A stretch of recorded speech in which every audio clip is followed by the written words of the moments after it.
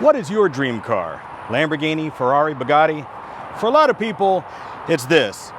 The 1981 DeLorean time machine from Back to the Future. Well, if you've always dreamed of having this car in your garage, this is your lucky day. Now is your chance to own one. Here it is, the DeLorean time machine from Back to the Future. Yes, it has the door sounds in it, just like the one in the movie. This is one of the closest, best DeLorean time machine replicas that is available in the world today. We have built going on 35 of these cars at our shop, Bob's Prop Shop here in Dallas, Texas, over the last 10 years. I'm a universal vendor, and you've seen my work in museums and theme parks and all over the place. We recently sold one of these cars that shipped to Melbourne, Australia, sold for $125,000. And that was a really good car, don't get me wrong. But this car surpasses that car because this is our personal shop car. This is my personal car. This is the car that's been all over the world, or all over the country, been at all the different places and all the different TV shows. And it's just got all the best stuff on it and all the best features on it. We're gonna go through that in detail and show you everything about this car that makes it special. First, let's take it out for a spin. There's very few cars that you can buy that get the kind of attention that the DeLorean time machine does. I mean, just the DeLorean itself garners a lot of attention, but the time machine is a whole other level.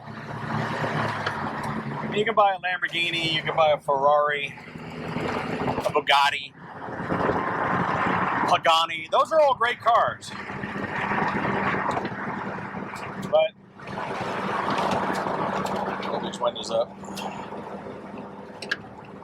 But not a lot gets the kind of attention that the time machine does. There's not a lot you can buy for that kind of money that'll do what this car does. You know, so if you're looking for an attraction, whether it's just something to take out to Cars and Coffee, take out for fun, whatever it is that you want to do, or for a retail use, museum, the time machine is, I think, one of the top dogs. You got a Batmobile out there, you got the Ecto-1, and those are all great cars. But the reason I specialize in the time machine is because this is the car that everybody wants. This is the car that everybody asks for. And it just seems very timeless. It doesn't seem to go away. You can see it's not that difficult to drive. You know, my hand, you know, my arm just kind of cradles around the time circuits. Now in the movie, like Michael was doing this, you know, because his seat was much more forward.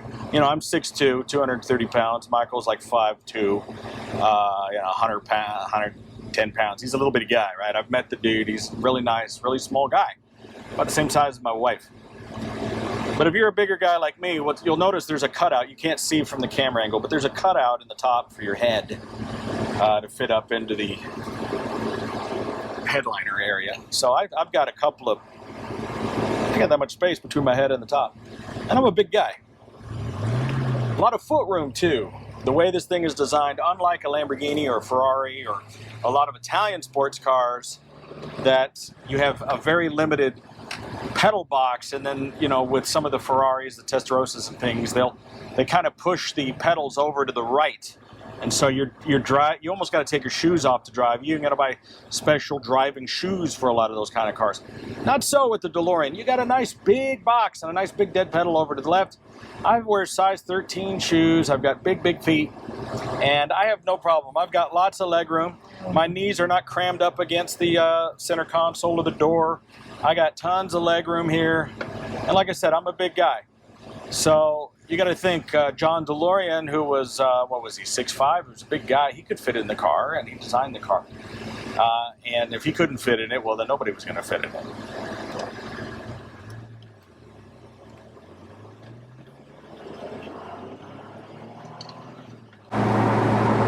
Everyone in town's going to know you. Everyone's going to know about you in the car. Everybody's going to be talking about you. And if that's what you're looking for, this is for you. If you are the private type, this isn't for you. But if you're looking for self-promotion, you're looking to get out there, this is the car. Well, we've built 34 going on 35 DeLorean time machines here at Bob's Prop Shop. We've been here since 2009, but I've been doing this since 2004. And this car was our shop car. This was the car that we used for rentals, special events, parades. It's been in TV shows, it's been in movies, it's been to all of the filming location like Marty McFly's house, and it's been on the railroad tracks with the real train that crashed the original car in the movie. It's been to all the different locations. It's got a lot of history. And this car, being our working shop car, has things in it that we don't normally put in our replicas because it had to be much more robust. It had to be designed to go in and out of convention centers, hotels, work with some of the biggest CEOs in the country. And it was my personal car, and it had to be the best. Well, we're building a new shop car that's going to meet a special purpose for us, and it's time to let this one go. There's nothing wrong with this one, but I've explained in my other video that the car that we're building for our special purpose is going to have a custom engine and automatic transmission. This car, just like in the film, has a 5-speed manual, and we're not going to be able to use this anymore for our productions. So this is a perfect car for you. Now, this car has been heavily modified, much better than the cars that we build for regular customers and for museum use. And I'm going to show you all of the features of why this car is so great, and why, if you've been waiting to buy a DeLorean time machine, this is the one you want. Let's start with the engine. This is the original PRV V6, Peugeot Renault Volvo. Now, this engine has had some modifications. All the fuel lines have been replaced with braided stainless steel protected hoses that will protect it from bursting and catching on fire, which is a problem with these cars. Higher performance coil, completely brand new air conditioning system, new compressor, belts, all the parts of that are working. It's nice and cold. Water pump, upgraded alternator, plugs, wires, everything. We need this car to work and run perfectly. Also, things like the clutch line from the Master and Slave has been redone in stainless steel. The brake lines, other modifications to make the car as robust as possible. When we're out doing a gig, we cannot afford to break down. So we've kept this car in tip-top condition, runs and drives great, cold air conditioning. Shouldn't be having any problems with the engine of this car. Another really cool modification that we've done to this particular car that you won't find on our other replicas is this right here. This is our license plate flipper mechanism. Normally, whenever we would arrive to a gig, we would have our driving license plate. As you can see, this vehicle, being over 25 years old in Texas, is tagged as an antique, making it completely exempt from all emissions, safety testing, and everything else. It's a 5-year tag, so if you're in Texas or another state that allows antique tagging, you're going to want to get that. But we would show up to a gig. I don't want people taking pictures of my license plate. I want it to be photo ready. Simply hit a button, bang. We are now in the year 2015 with our buddy Bob Whidden's license plate like he did for the film. This comes in really handy for toll booths too. I didn't say that. Okay, don't let all this stuff scare you. This is a little bit more robust than what we normally do on our customer vehicles. But again, this is set up for our use.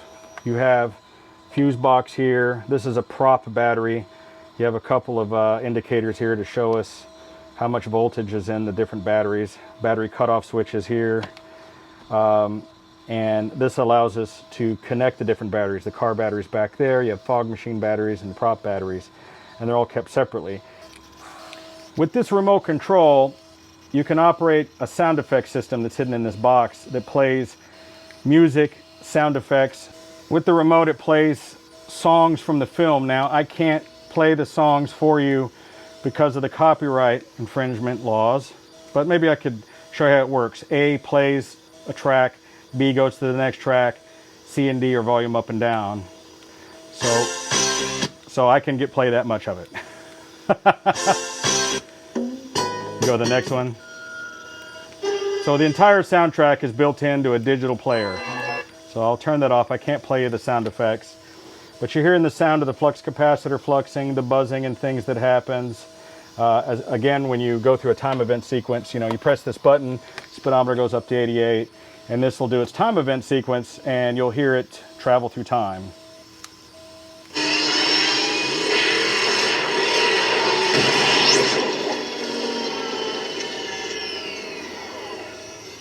The speakers for this are actually the factory speakers that are behind the bulkhead here. So we use that just for the sound effect system that runs here. The doors are rigged with the sound effects from the movie. So when you open them, you get that iconic sound that everybody loves. All of the lights inside the time machine have been converted to LED, including the custom headlights. As you can see, they're super bright and white, and they are incredibly vibrant while using a lot less power. These are not the factory bulbs that you would find on a regular Delorean. These are much more efficient and much brighter and translate much better on film and on camera, so they don't look yellowy and pale. Okay, I've demonstrated this in other videos, and this car really isn't any different than some of our others.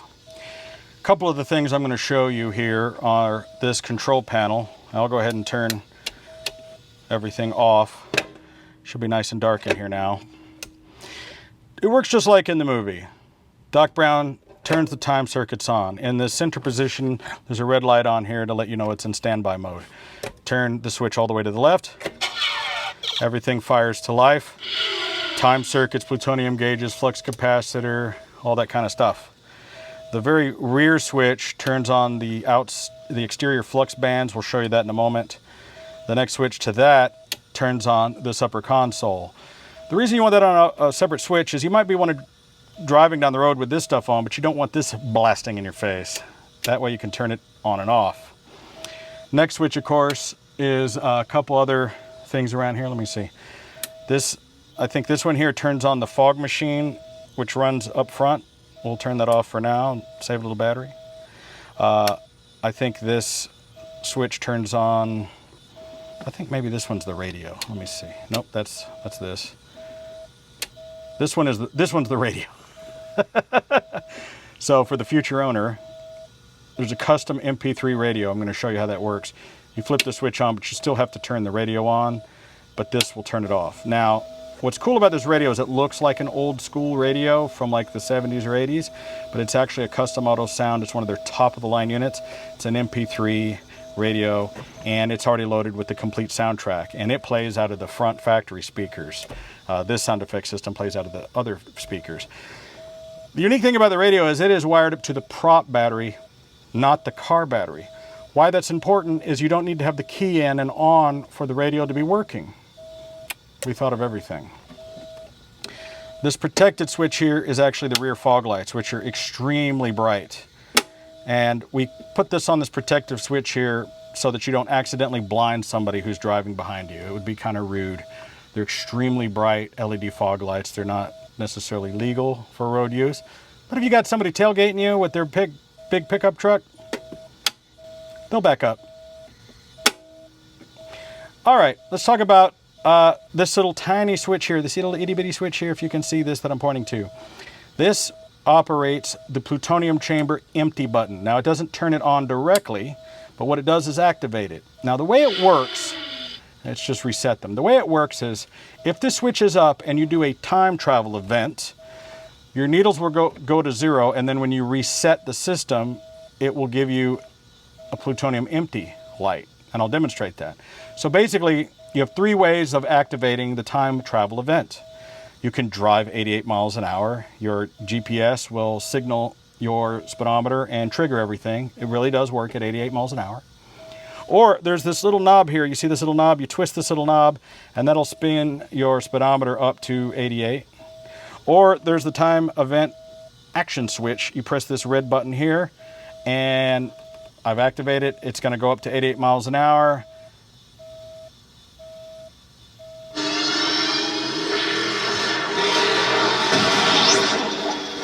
So your times change and everything changes.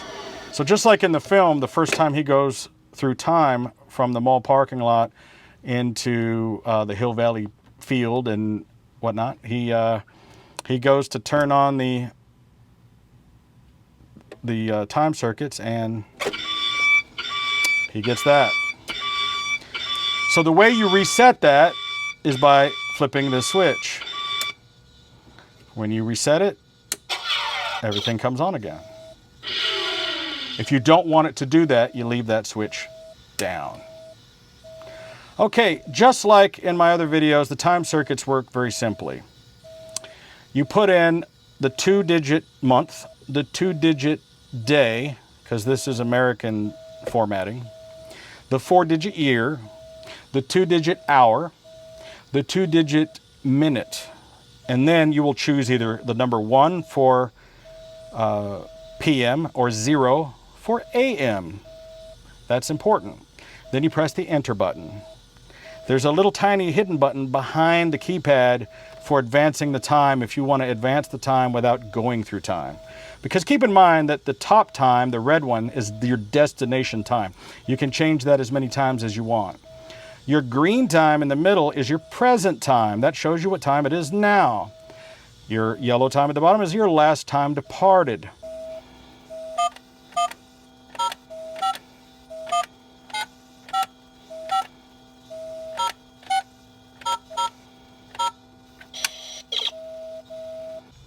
So now we've changed the dates. If we travel through time, that destination time will now become our present time.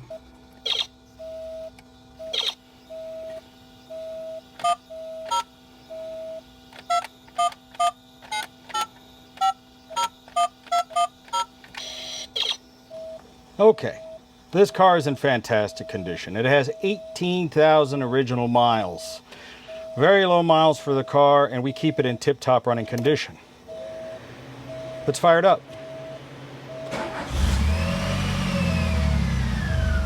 Notice how it settles immediately right at about 800, about 780 RPMs is what it should be. Car runs and idles perfectly. And we keep this car in tip-top running condition because this is our working car. It's going inside and outside of buildings, loading onto trailers, doing parade duty. We can't afford to have anything go wrong. You see the engine is totally cold. It's a cold start.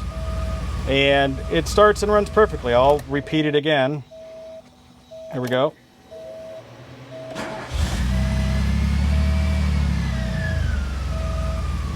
That's exactly how you want a DeLorean to run. This car doesn't overheat. The air conditioner is ice cold. The charging system is great. Oil pressure is very high, as you can see. This motor is in fantastic condition. The entire car is in fantastic condition. We keep this thing as perfect as it could be because this is our shop car and it has to be perfect.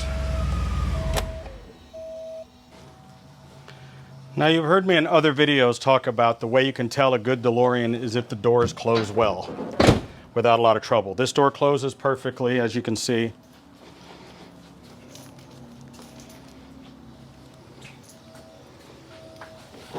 As does this one. I mean, the gaps on it are great. You'll be able to see in the detailed photos. The gaps up here are good, along the roof line here. It's a good car, and that's how you could tell a good DeLorean. If the doors don't close properly and they don't line up properly, it's an indication that the car's been sitting out in the temperature and the weather. The roof box has maybe started to come loose, or the body is warped, or there's frame damage. But when the doors on a DeLorean work properly, you know it's a good car. I'm going to show you something really cool, what's under the trunk and how we operate that. On a regular DeLorean, you would open your front trunk by reaching up under and pulling a handle. We've added this little flush button that activates a solenoid that pops the trunk open. Couldn't be any easier than that. And this car has a keyless remote entry. So when you close the doors, you can lock and arm the car and unlock the car. Very cool. There is a lot happening under here. This is our fog machine and charging system. There are two big industrial truck batteries mounted under here. These are AGM sealed batteries. And we have a custom fog machine here, a 4,000 peak inverter, and our 20 amp marine charger with a cooling fan here. Also this remote control timer for the fog machine. You have to put it back here because it just won't fit anywhere else, and you need to be able to access it so you can fill it with fluid, clean it, and remove it and replace it if it fails, and it's easy to get to. You still have plenty of room to put in hoverboards and costumes or things that you want to take with you, but being that this was a working car, we needed everything to be easy to get to, easy to swap and change, easy to maintain in a moment's notice. So it is capable of being a full-time museum car where you could leave all the stuff on all the time. One of the reasons we put in LED lights for the car system, so that if you wanted to have the LED lights or the tail lights and things on all the time, you could.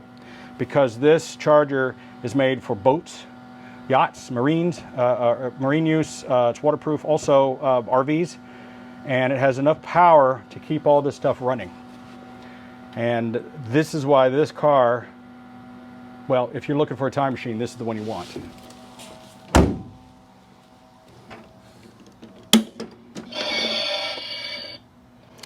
Lawn bananas. Mr. Fusion, people ask for it by name. There's a lot of different versions of the car.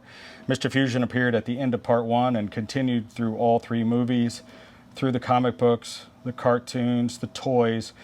It is the most recognizable part of the time machine, in my opinion, other than the flux capacitor. Those 2 things get asked for by name.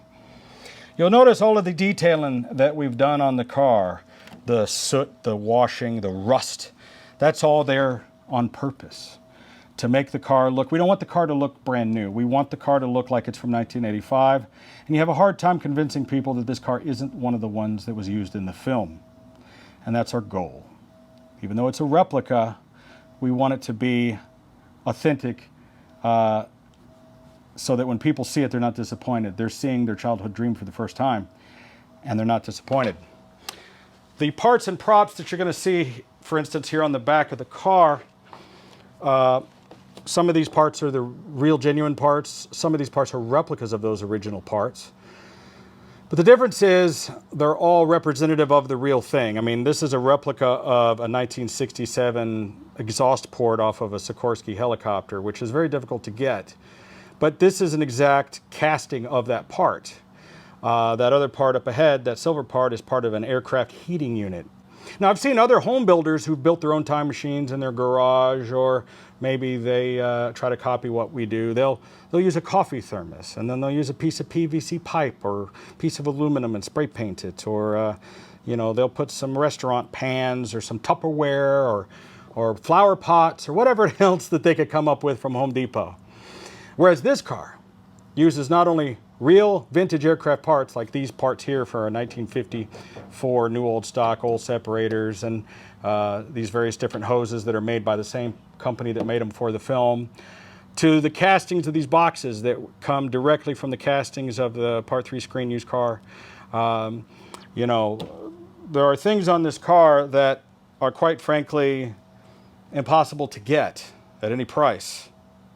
Now the rear bulkhead here, this part, is a little bit different than the film, because in the real movie, this wasn't here. All of this was wide open. You could see down into the back of the car. And that's not good for having a real car. So that's been modified different than the screen used car so that this is totally waterproofed. Again, we're dealing with some serious parts here. This is metal. Well, it's solid metal. Just trying to get it to make a metal sound for you. These are real capacitors. This is metal. It's hard for me to demonstrate. I shouldn't be using a Mont Blanc pen to bang on this metal. However, I'm just trying to demonstrate the build quality. When we build a car, I tell my crew that everything must have the shake test, all right? You must be able to grab any part of this car, no matter what it is, and can't be able to just grab it and yank it off, because first of all, we can't have a part come off while it's going down the road. That's not going to happen, by the way. That's not going to happen. And little kids and people just come up and they just grab stuff. Can't stop them from doing it. So the important thing here is that everything on the car is, it's on there really well. Well, I hope I've answered all of your questions about the DeLorean time machine replica that we have, car number 14, the Bob's Prop Shop official shop car. There's extensive records and photos and videos of this car to support it. If you have any questions, if you're interested in buying the car, contact me directly by going to bobspropshop.com. My name is Videobob. All you have to do is Google me. Punch in to Google Videobob, Videobob, and I'm on every social media platform. I'm easy to find. And if you're a serious buyer and you're interested in checking out this car, come here to Dallas. Be happy to give you a tour, show you the car, let you drive it home or ship it, whatever you want to do. We ship these cars worldwide. I just shipped one to Australia, shipped another one to Italy, so it's not a problem. We could send it anywhere that boats go. And this car could be yours. Now, if you were just watching this video because you were interested to see what it's like, a DeLorean time machine, and you like content like this, we are in the middle of building that other time machine for our shop, and we are doing a video series step by step on how we're doing it. So make sure to like, share, and subscribe, and stay tuned, and you can watch our daily and weekly updates of us building one of these cars from scratch. Thanks so much for spending time with me and watching and enduring me blabber on about this car. I'm very passionate about him. I love him very much. And thank you again for watching. Hey, I'm Videobob. Catch you next time.